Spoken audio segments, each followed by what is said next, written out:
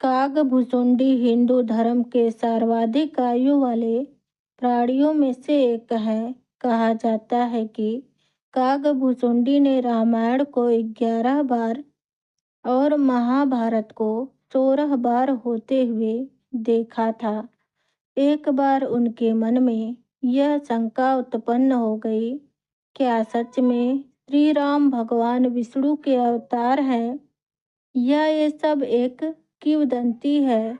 रामचरितमानस में इनका वर्णन तब आता है जब माता पार्वती ने महादेव से श्री राम की कथा सुनाने का अनुरोध किया था। माता पार्वती के कहने पर भगवान शिव ने उन्हें एकांत में ले जाकर राम कथा को विस्तार से सुनाया था। संयोगवश देवताओं के लिए भी दुर्लभ उस कथा को वहां बैठे एक कौवे ने सुन लिया। भगवान शिव के द्वारा कथा सुनाए जाने पर उसे श्री राम के सभी रहस्यों सहित संपूर्ण कथा का ज्ञान हो गया। वही कौवा आगे चलकर कागभुसुंडी के रूप में विख्यात हुए। कागभुसुंडी श्री राम के भक्त थे। वह नित्य एक पेड़ के नीचे राम कथा सुनाते, जिसे सुनने के लिए ऋषि मुनि दूर दूर से आते थे। उनकी कथा की इतनी चर्चा थी कि एक बार स्वयं महादेव कागभुसुंडी के मुख से राम कथा सुनने के लिए हंस के रूप में उसी वृक्ष के निकट रुक गए जहाँ कागभुसुंडी के मुख से श्री राम की कथा को सुनाया जा रहा था। श्री राम कथा सुनकर महादेव अत्यंत प्रसन्न हुए और उन्हें इच्छा मृत्यु का वरदान दिया, जिससे वह युगों युगों तक राम कथा का वाचन करते रहे। जो महान कथा स्वयं भगवान शिव के मुख से निकली हो, उस स्वयं महादेव को सुनाने का सौभाग्य केवल कागभुसुंडी को ही प्राप्त है। इनके जन्म के विषय में एक कथा है कि श्री राम के जन्म से एक कल्प पहले इनका जन्म अयोध्या में ही एक शूद्र जाति में हुआ था। वे महादेव के अनन्य भक्त थे और उसी भक्ति के अभिमान में वे अन्य देवताओं की निंदा करते थे। एक बार वे उज्जैन गए और एक ब्राह्मण की सेवा कर अपना जीवन बिताने लगे। वे ब्राह्मण भी महादेव के अनन्य भक्त थे, किंतु भूल कर भी नारायण की निंदा नहीं करते थे। उन्हीं के समक्ष एक बार कागभुसुंडी ने भगवान शिव की तुलना नारायण से करते हुए भगवान विष्णु की निंदा कर दी।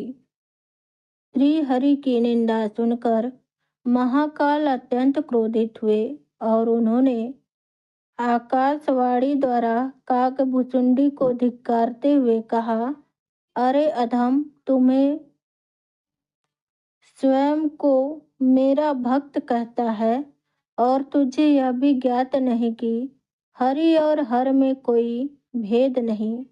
तुमने नारायण की निंदा कर मेरी भक्ति को कलंकित किया है, इसलिए तू 1000 अधम योनियों में जन्म लेकर भटकता रह। भगवान शिव का रौद्र रूप देखकर कागभुसुंडी कांपते हुए उनसे क्षमा याचना करने लगे। तब ब्राह्मण ने भी द्रवित होकर महादेव से उसे क्षमा करने की प्रार्थना की। महादेव ने कहा, मेरा श्राप निष्फल नहीं हो सकता, इसलिए इसे 1000 जन्म तो लेने ही पड़ेंगे, लेकिन मैं इसे आशीर्वाद देता हूँ कि मृत्यु का कष्ट इसे नहीं होगा, साथ ही इसे प्रत्येक जन्म का स्मरण भी रहेगा और इसका ज्ञान कभी क्षीण नहीं होगा। अपने अंतिम जन्म में इसे श्री राम की अनन्य भक्ति प्राप्त होगी।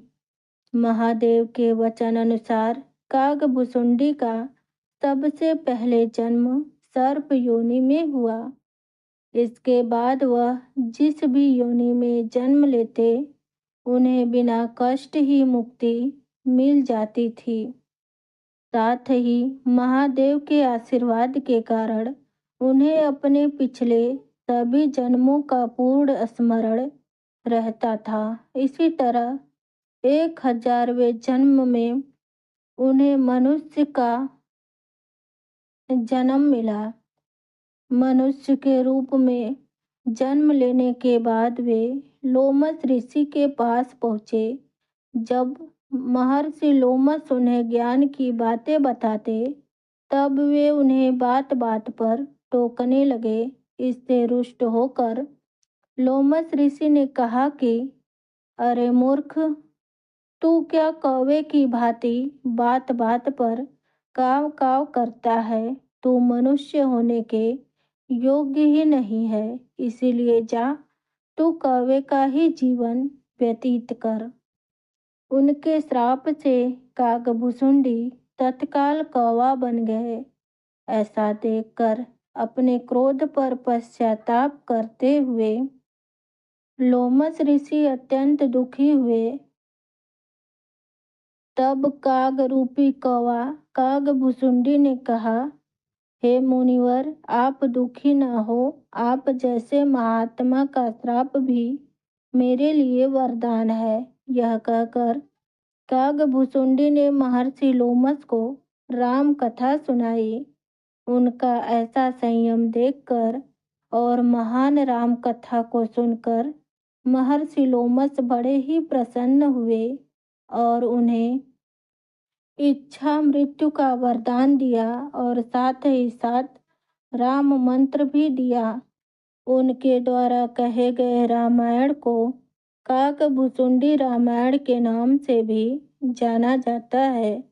कागभुसुंडी ने रामायण को 11 बार और महाभारत को 16 बार होते हुए देखा था, जिसमें घटनाएं व परिणाम अलग अलग थे।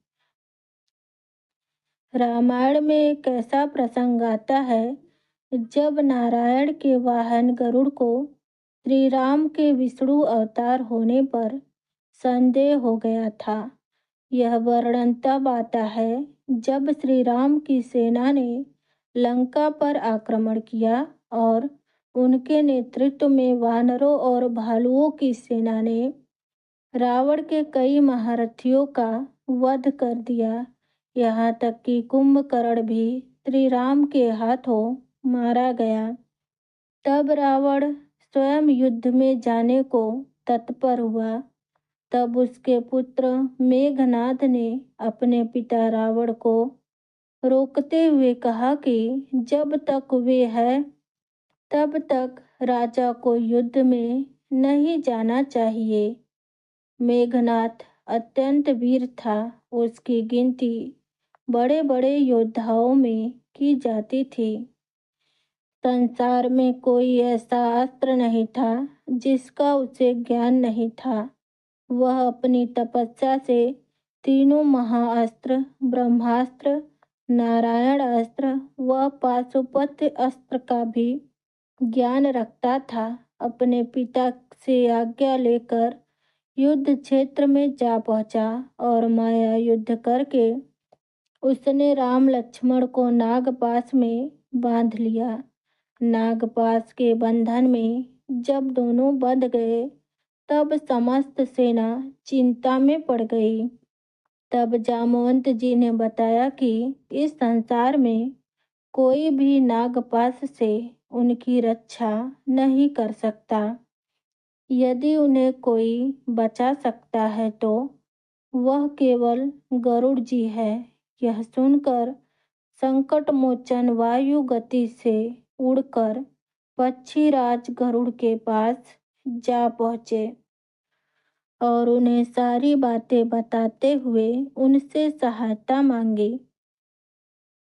जब गरुड़ ने यह सुना कि श्री राम और लक्ष्मण अचेत अवस्था में हैं तो वह तुरंत हनुमान के साथ चल दिए। गरुड़ के मन में भी श्री राम के दर्शनों की अभिलाषा थी। जब वे रणभूमि में पहुंचे तो उन्होंने श्री राम और लक्ष्मण को एक साधारण मानव की भांति नागपाश में बंधे हुए देखा। वे बड़े आश्चर्यचकित हुए कि जिन्हें भगवान विष्णु का अवतार कहा जाता है, वे कैसे एक साधारण से नागपाश में बंधे पड़े हैं। उन्होंने तत्काल नागपाश को काटकर दोनों भाइयों को मुक्त किया। जब राम और लक्ष्मण सचेत हुए तब श्री राम ने गरुड़ का आभार प्रकट करते हुए कहा, हे महाबली पक्षीराज, आपने हम दोनों भाइयों के प्राणों की रक्षा की है। इसी कारण मैं आपको प्रणाम करता हूँ।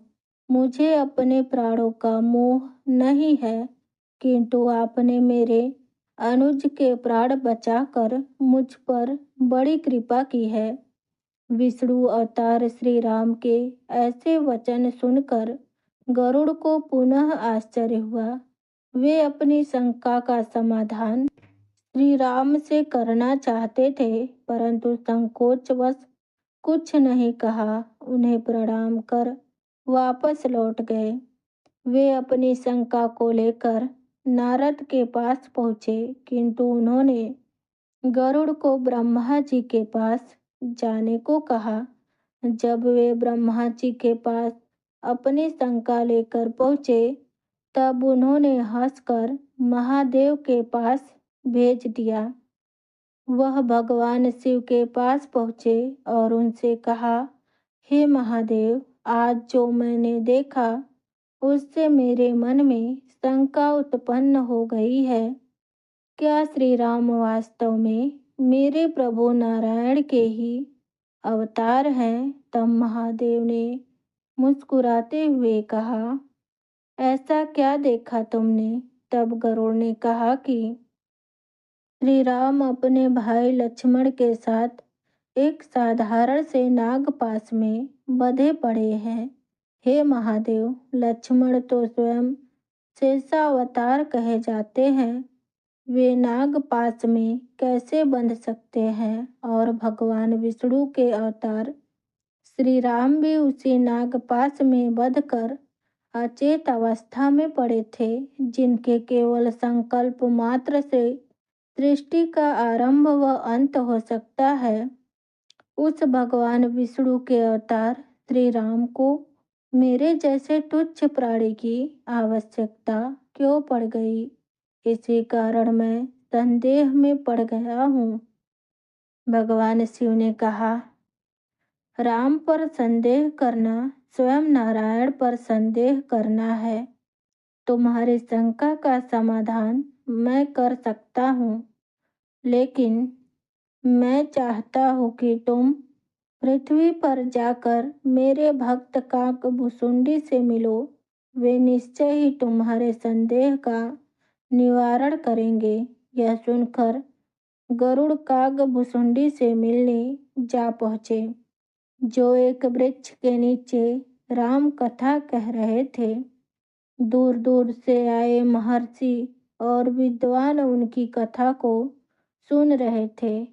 गरुड़ भी प्रतीक्षा करने लगे। कथा समाप्त हुई तो काकभुसुंडी ने गरुड़ को देखा और उनका स्वागत करते हुए कहा, कितने सौभाग्य की बात है कि मेरे प्रभु नारायण के सेवक गरुड़ मेरे कुटिया में आए हैं। तब गरुड़ ने उन्हें अपना संदेह बताया, जिसे सुनकर काकभुसुंडी ने कहा, पक्षीराज, सावधान होकर सुनिए।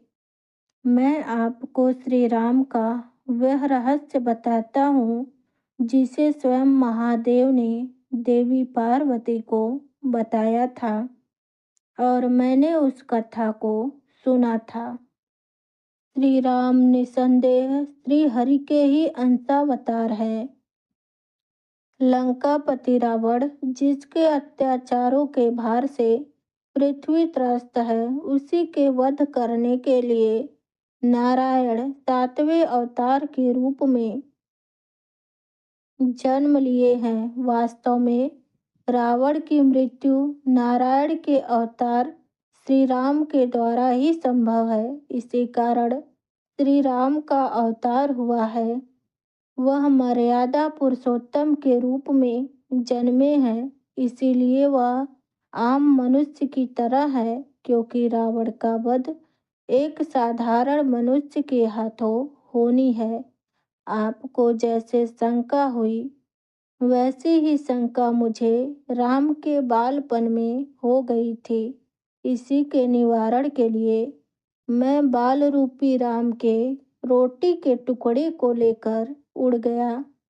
तब श्री राम ने मुझे पकड़ने के लिए एक तिनका फेंका और मैं उस रोटी के टुकड़े को लेकर तीनों लोकों में भागता रहा, किंतु श्री राम के हाथों बच नहीं पाया।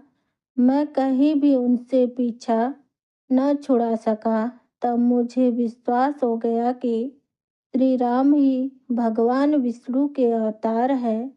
इस प्रकार कागभुसुंडी ने गरुड़ के शंका का समाधान किया कि ये सब प्रभु की लीला है, वह आपको अवसर देना चाहते थे। तब गरुड़ ने मन ही मन श्री राम से क्षमा मांगी। रसखान जी ने लिखा है, काग के भाग बड़े सजनी, हरि हाथ से ले गयो माखन रोटी। उस कौवे का भी बड़ा भाग्य है जो कि हरि के हाथों से रोटी छोड़ के लेके चला गया। राधे राधे।